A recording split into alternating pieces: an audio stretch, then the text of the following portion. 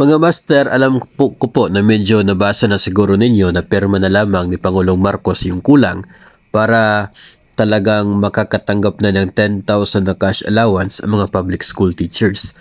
Noon po kasing February 12 ay nagkaroon ng ito pong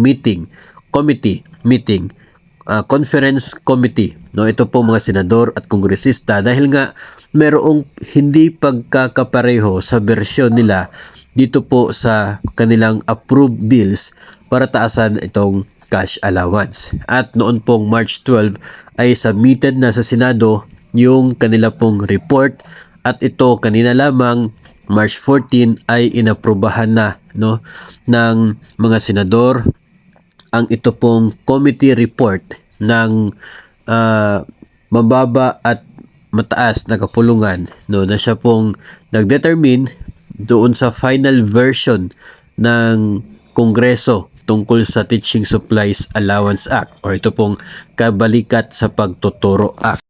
At dahil dyan ay meron ng isang version ngayon.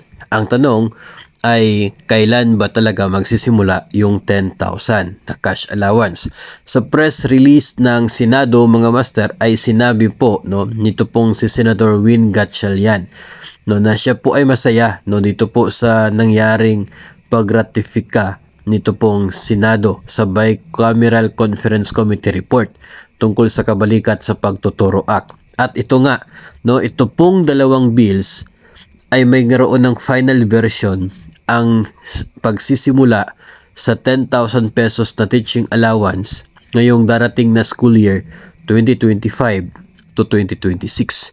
Ibig sabihin po niyan ay ito pong sa susunod na taon, 10,000 na ang cash allowance ng mga public school teachers. Ngayon mga master, isa pong tanong na talaga pong hinahanapan ko pa ngayon ng sagot ay ang mangyayaring cash allowance ngayong darating na pagsisimula ng pasukan ngayon pong July 2024. Magkano kaya? Yung naka-budget kasi, approved po ng budget ng 2024 budget ay nasa 5,000. Kasi nga wala pong basis, no, ito pong DepEd to request for higher budget kasi wala pang batas. Ngayon, na pirma na lamang ni Pangulong Marcos yung kulang.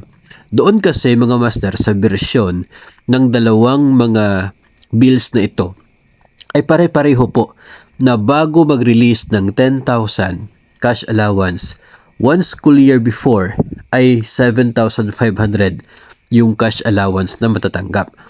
Kung ito pong 10,000 magsisimula sa school year 2025 to 2026, ibig sabihin na dapat ngayong school year 2024 to 2025 ay nasa 7,500 yung cash allowance na tatanggapin ng mga public school teachers.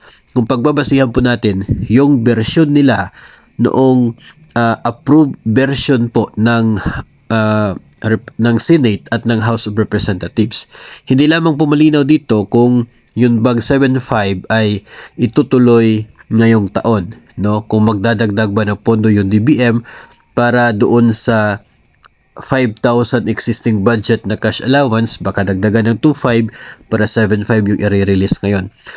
For me, ay hintayin muna natin yung magiging batas tungkol dito kasi pirma na lamang ni Pangulong Marcos kung ano talaga yung eksaktong laman, no, ng bagong bill na ito na siya pong lalagdaan ni Pangulong Marcos. Kung nakastate doon kung kailan magsisimula yung 7,500, kasi malinaw naman na sinabi ni Senator Win Gatchalian na ngayong 2025 to 2026 magsisimula yung 10,000 pesos. And anytime na makikita ko po any document to say na 7.5 talaga this coming July, then ibabahagi ko rin po sa inyo para aware po tayo. Kasi alam ko po na pare-pareho po kayong lahat ng mga public school teachers na excited na malaman ang update tungkol dito sa pagtataas ng cash allowance for public school teachers.